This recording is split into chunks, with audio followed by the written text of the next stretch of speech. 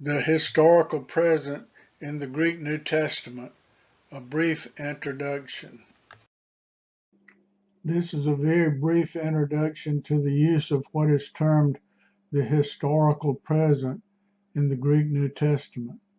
I emphasize very brief in that this subject can get extremely complicated, especially when considered with the topic of verbal aspect. We will only introduce the concept of the historical present and avoid the complicated nuances. From reference 4, see on the next slide, we have the following definition of the historical present. The historical present, used commonly in good Greek style, but only in English colloquial style, may be used in vivid narrative to refer to events in past time at which the narrator imagines himself to be present.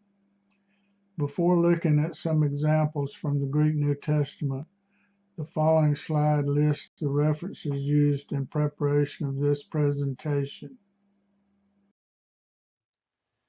Here's a list of references used for this presentation.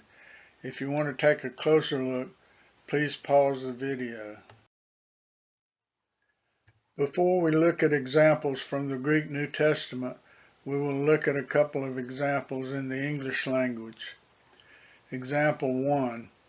Fred is telling what happened between him and another person the day before. He walks up to me and says, "What's happening, dude?" Here, the verb walks and the verb says are said to be in the historical present, since the activity actually happened the day before. Fred could well have put it this way. He walked up and said to me, "What's happening, dude?" Example 2. We might hear the following account from someone recounting what happened in one of her dreams. In my dream, I become a two-headed monster. Here, become is in the present tense, but is referring to an event in past time. In the following Greek New Testament examples, keep in mind that tenses in Greek, unlike English, do not in general denote time, except possibly in the indicative mood. In fact, some scholars say that the Greek verb never grammaticalizes time, only aspect. The subject of time and verbal aspect in the Greek verb system is the subject of intense academic debate. We will not delve into this debate in this presentation. In this and the following slide, we will discuss 4 Greek New Testament examples. Example 1 from John 1 verse 29. Ti epavrion vlepi ton Iesun ekamenon pros avton ke lei ide omnas tu theou eron tin amartion tu cosmo.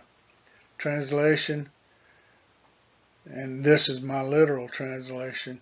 On the morrow he sees Jesus coming toward him and says, "Behold the Lamb of God who takes away the sin of the world." The ESV translation says, "The next day he saw Jesus coming toward him and said, 'Behold the Lamb of God who takes away the sin of the world.'" In this example, the two verbs vlepi and lei are put in the English past tense in the ESV translation, though they are present tense verbs in Greek. Example 2, Mark 1 verse 40. Excuse me. Ke irkete pros avton lepros parakalon avton ke gani peton ke legon avto ati eon thelis dinase me katharise. My literal translation, and coming to him, a leper imploring him and kneeling and saying to him, "If you will, you are able to make me clean." The ESV translation, and a leper came to him, imploring him, and kneeling said to him, "If you will, you can make me clean."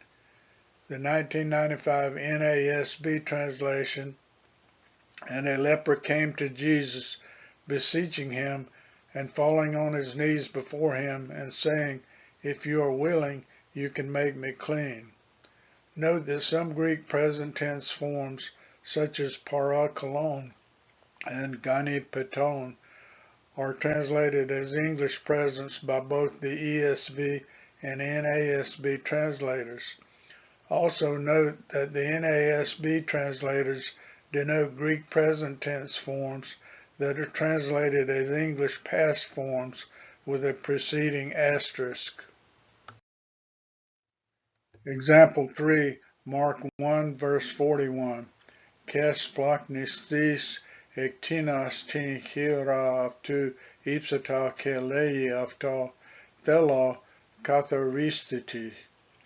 My literal translation, and moved with compassion, having stretched out his hand, he touched him and says to him, "I will, be cleansed." The ESV translation, moved with pity, he stretched out his hand and touched him and said to him, "I will, be clean." The 1995 NASB translation says, moved with compassion, Jesus stretched out his hand and touched him and said to him, "I am willing, be cleansed." The only present tense verb in this verse is lei, third person singular number, present active indicative, he says. Both translators translate this present tense Greek form as a past tense English verb, said. Again, the NASB precedes the verb so translated with an asterisk. Example 4, Mark 6, verse 1. Ke exilthen ekithen ke erkete istin patrida avtu ke akaluthusin avto I mathite avtu. My literal translation, and he went out from there and comes to his own country, and his disciples are following him. The ESV translation, he went away from there and came to his hometown, and his disciples followed him. The 1995 NASB translation is, Jesus went out from there and came into his hometown, and his disciples followed him. The Greek author chose to use an aorist indicative form for exilthen, he went out, but present indicative forms for erkete, he comes, and akalothusin, they are following. The way historical present forms as well as the remaining text are translated depends on the translation committees. A.T. Robertson makes the following statement on page 866 of his massive grammar, referenced to above. Curiously, the historic present is absent in Homer. On the same page, Robertson further states that Gildersleeve also observed that it is much more frequent in Greek than in English and is a survival of the original stock of our languages. On page 867, reference to, Robertson states, it, that is to say, the historical presence, is most frequent in Mark, John, Matthew, and in this order. Finally, Robertson on page 868 of reference to states, modern literary English abhors this idiom, but it ought to be preserved in translating the Gospels in order to give the same element of vividness to the narrative.